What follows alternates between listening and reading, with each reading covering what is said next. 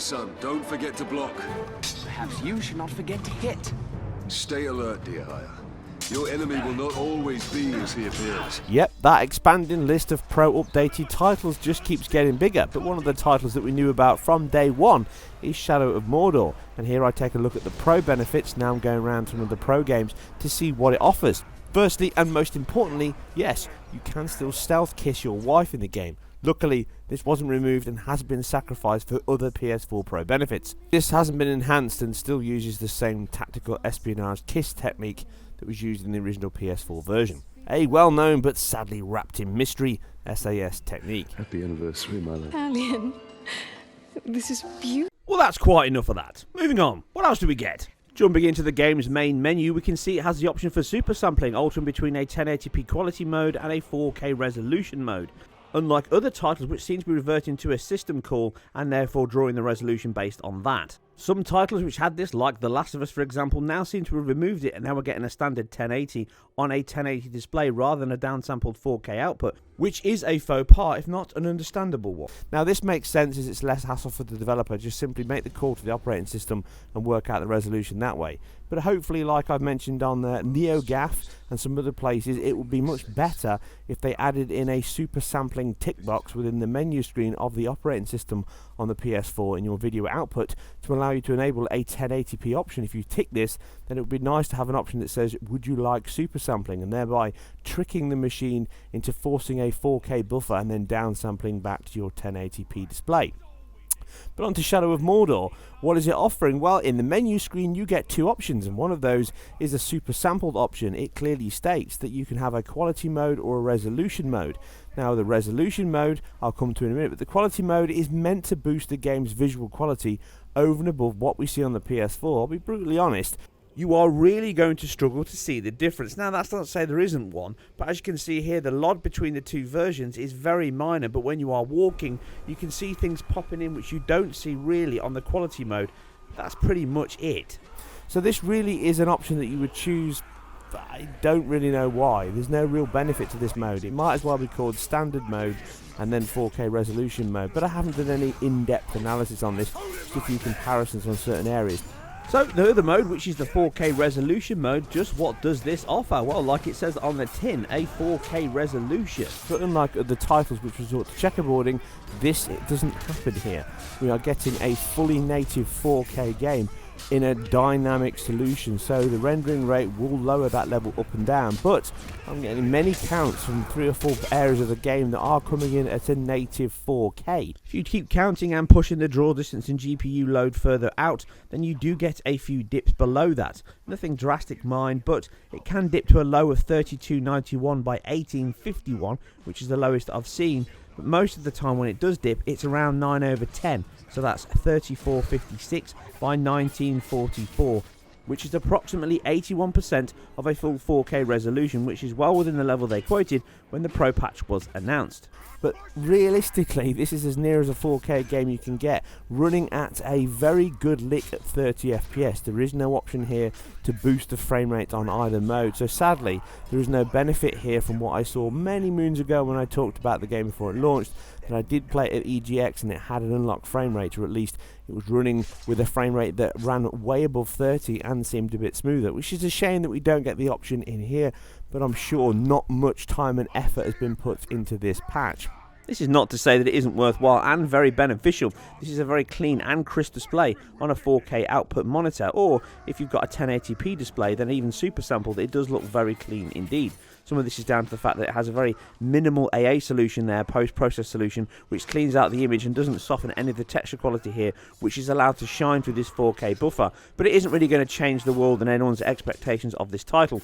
And again, no sacrifices seem to come from this. All of the tessellated geometry on the ground, the adaptive tessellation, the detail and the lighting, and the multiple light sources, both directional and point light, all seem to work just as standard on the PS4. And due to the game's very good lighting model, which I covered at the time of my analysis, it's a very pretty looking game, borderline CGI at certain points due to the fact that it uses some kind of energy conservation, certainly on the skin of the orcs and the characters, and this works much better in the heavy rain and the light source from campfires as you fight it out. But does all this come at the performance cost of the console? Well, no, it doesn't. Running it in the 1080p mode, and surprisingly we get absolutely no dips whatsoever, which you can see on screen. So on to the mode that you're really only ever going to use if you want some super sampled action or fully 4K on your screen. It does look very nice, like I say, and you get absolutely no hit to the frame rate at all. Now, that's not to say the game doesn't dip. There is a couple of dips in the frame rate which you can see on screen as I play it out, but there's about 5 dips in about 20 minutes of footage that I've analysed here under 4K, and that's really minor. And I'm not convinced that any of those are coming from the GPU. In fact, I'm pretty much sure that they're not. They're most likely to do with bugs in the code, cache misses, something very simple like that, because they're very minor and they nearly always happen when you hit or go into a combat mode from the Nemesis system, when it gives you a bit of spiel before you jump in. To put it all into perspective, it's still very impressive. I've heard many people talk about this title as a last-gen release, therefore it's dead simple, and that's not really the case at all.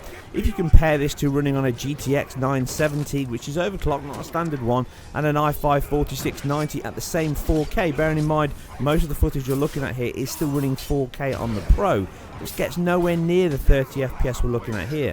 Now this is a combination of high and medium settings that I've paired up as close as I can get. There's not much in it at all. Even if you drop them to low, it's not holding on to that. So it dips well below 30 all the time in action, and it can drop down to lows of 17, and this is with VSync off, so it's giving the PC a slight edge. So this is very impressive material here when you think of what they've achieved on this machine, on this hardware. Yes, the PS4 Pro does have a better GPU than the GTX 970, but it's still an impressive showing here on a 4K display and a good looking title like this.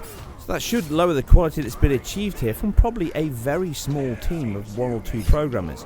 Maybe there is some benefit from low-level consoles after all, eh? One of the things I do like about the game, yes, it's got a very simple and very easy button-bashy combat style, but actually it's quite intuitive to use and you can stream together lots of combos. And as you can see here, I'm just really trying to stress the engine by overloading the amount of battles and enemies on screen near dynamic light sources to try and make it dip. And I'm getting nothing at all, no matter you fight in the day or the rain. It holds on to that 30 FPS and its 4K resolution very well, which means you get a beautifully crisp display on a 4K TV, and it's definitely worth having a look if you've got it in your collection. Now, would I suggest rushing out and buying this game just to try it? Well, probably not. If you can pick it up cheap, which I think you can get it now for about £8 or £10, then maybe it's worth dipping in. But the game does bore you very quickly. It's good for short stints, but it does get quite boring. You basically spawn, attack everything, move through the story and revenge, and then move on from there. But it is a nice benefit to the PS4 Pro's catalogue, and it is one of the titles that allows you to super sample, so you still get some of those benefits of that 4K resolution on your 1080p display. Anyway, this isn't a long video, this is just about covering some of the Pro modes. I will be having a full collection on my website of all Pro games and where they update and what benefits you get from all of those, so please check the list, which will be in the link below, and I'll update it on future videos, so you can use that as a central point to branch off into the videos that I cover on each title. I'll have much more coming soon with my top 10 games looking forward to in 2017, and also the top 10 games on the PS4 Pro and what you should be dipping into and what they specifically offer, which will also be up on my website for a detailed view as well, along with my backwards compatibility list for Xbox One titles, which again is regularly updated, and you can use it as a central hub on my website to see which titles I've covered and are worth looking into.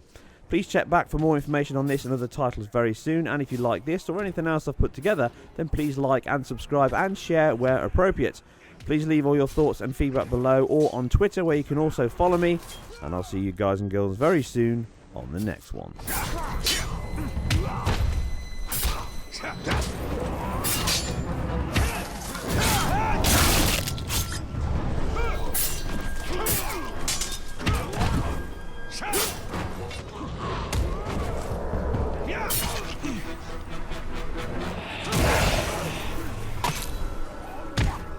Word!